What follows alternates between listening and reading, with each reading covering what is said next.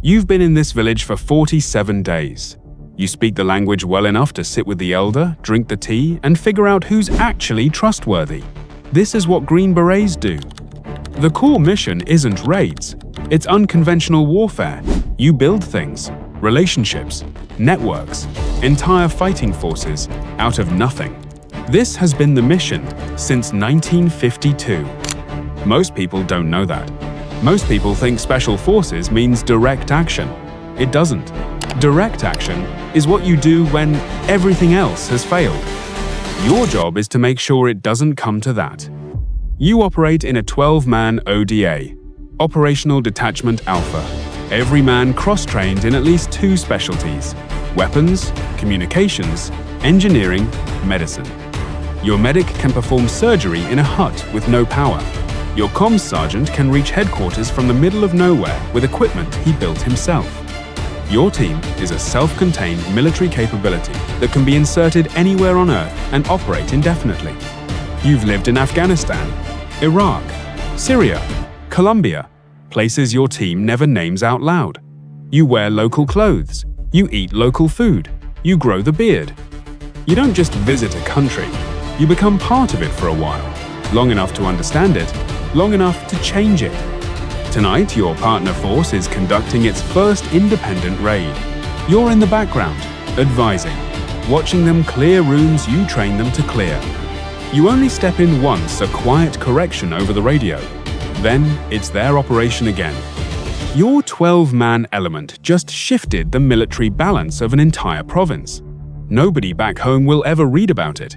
It will show up years later as a single footnote in a Washington think tank report.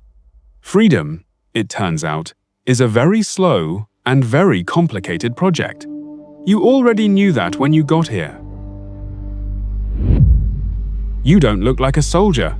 That's the point. You've been in this city for 6 weeks. You have a cover identity, a local phone, and a rented room above a dry goods store.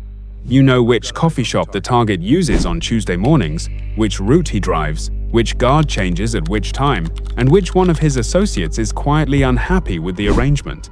You are ISA, the Intelligence Support Activity, also known as Task Force Orange, one of the most classified units in the United States military.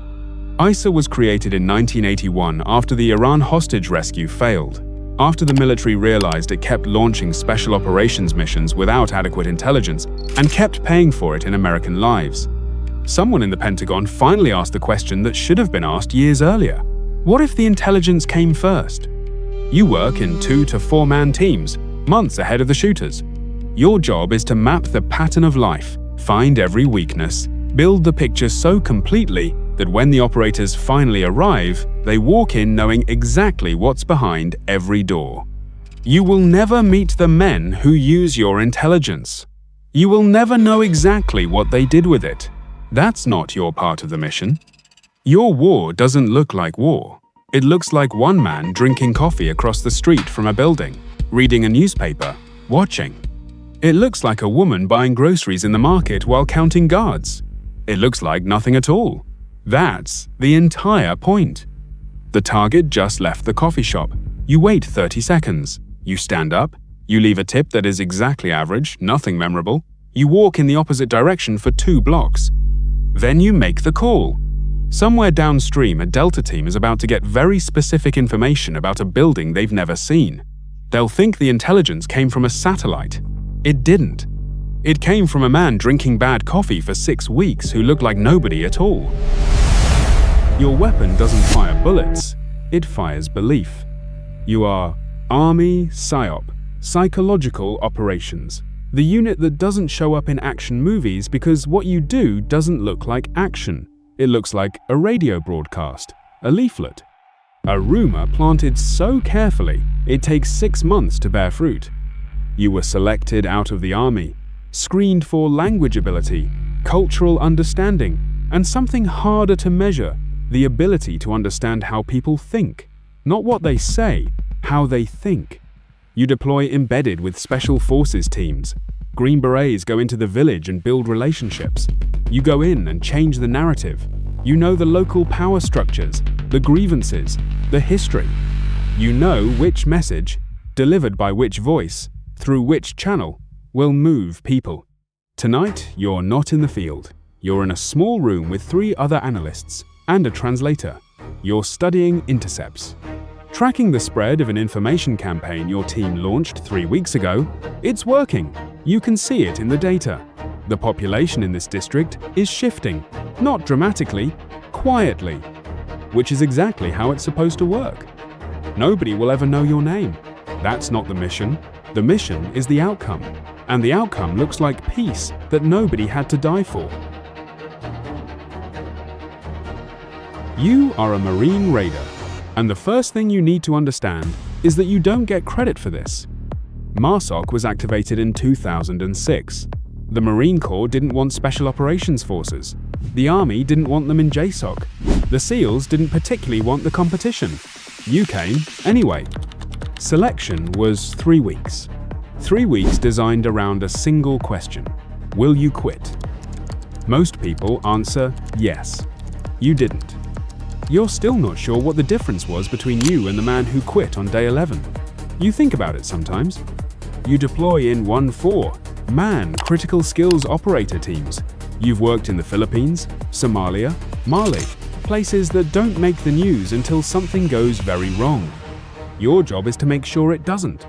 Tonight, your partner force is executing a raid on a compound you spent 2 months helping plan. You're watching on a monitor in a vehicle 400 meters away. They breach clean. They clear the first room. The second room goes wrong, a door that wasn't on the blueprint. Your partner force adapts. They handle it. You breathe out slowly. This is what success looks like. A partner force that doesn't need you anymore. You make a note of the door. Tomorrow, you fix the intelligence gap. Tonight, it worked. Everyone else moves away from it.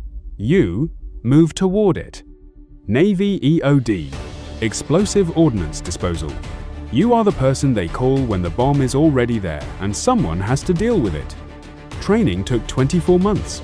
You learned every type of explosive device made in the last 70 years. IEDs built by someone in a garage in Kandahar. Naval mines dating back to the Cold War.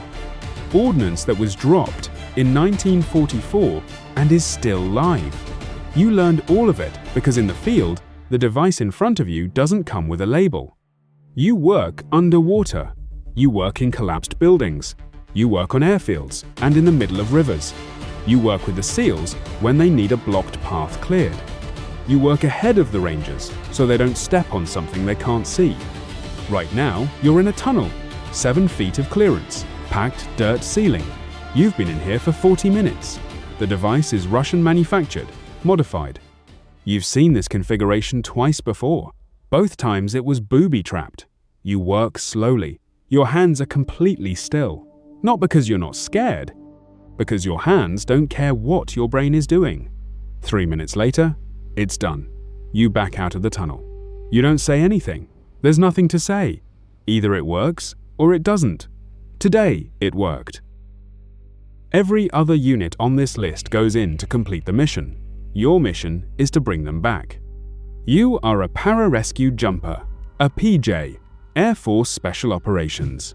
Your motto is 4 words, that others may live. You have read those 4 words so many times they've stopped being words and started being instructions. The pipeline took 2 years, combat diver, military freefall, EMT paramedic certification, combat survival, weapons qualification. You are simultaneously a licensed paramedic and a special operations combatant. Both of those things have to be true at the same time because the situations you enter require both.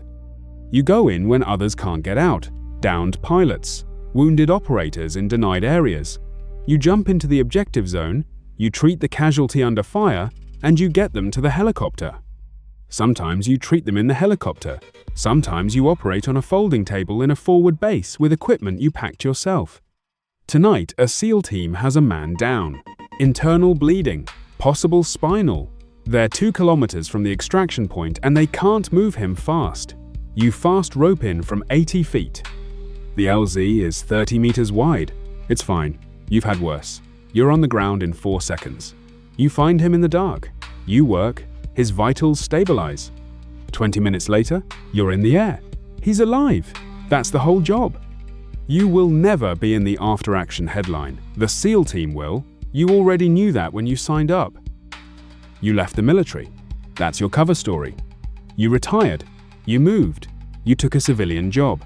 Your neighbors think you work in logistics. You are CIA SAD, Special Activities Center, Special Operations Group, the paramilitary arm of the Central Intelligence Agency. You are the thing that happens before anyone else is authorized to act. You go in when there is no legal framework for going in, when there is no unit that officially exists for this mission. That's where you are. You were recruited out of Delta, DevGru, or Special Forces. At least 10 years of deployments. A combat record that justified the call you got from a number you didn't recognize 6 months after you retired. The meeting was in a parking garage. You don't think about that now. You operate alone or in pairs. You have a legend, a cover identity deep enough to survive investigation. You carry no military ID, no official documentation connecting you to the US government. If something goes wrong, the official position is that you don't exist. You understood this going in. Tonight, you've been on foot for 4 hours in a city that would imprison you on sight. You've located the target. You've confirmed the intelligence. You pass the coordinates through a channel that doesn't technically exist to a team that won't be briefed on your involvement. Somewhere downstream, something will happen. You won't see it. You won't read about it. The operation will appear nowhere. This is what deniable means. Not secret, deniable. There's a difference, and you live in it. You are a Ranger, which means you are the Army's go-to force for one specific thing. Large-scale raids. At 3 in the morning, you show up fast, hit hard, and leave before the sun comes up. Simple concept, violent execution. The 75th Ranger Regiment has been doing this since World War II. Point du Hoc, Panama, Mogadishu, Iraq, Afghanistan. The missions change. The method doesn't. Plain, objective, violence, extract. You've run this so many times, your hands know the movements before your brain catches up. Every Ranger passed the same 6-2, Day Ranger School, Georgia, the mountains, the Florida swamps. You did it on 4 hours of sleep a night and roughly 1,500 calories a day. By week 3, you were hallucinating. By week 5, you stopped caring about that. You finished because you weren't going to be the one who didn't. There are roughly 3,500 Rangers spread across 5 battalions. You deploy more than almost anyone else in special operations, not months at a time, rotations, back home, back out. Your duffel bag is always half-packed. Your family has learned not to ask when you're leaving because the answer changes. Tonight, the mission is an airfield seizure. You've done this in training so many times, the sequence is automatic. The C-130 levels out. Red light to green, static line, door. You hit the ground and you move. The objective is 800 meters. You cover it fast. The airfield belongs to you in under 12 minutes. By the time conventional forces land behind you, the hard part is already done. That's the deal. Rangers take the door. Everyone else walks through it. Your battalion sergeant major has a saying he repeats so often it stopped being a saying and became a fact. Rangers lead the way. He's not being poetic. He never is.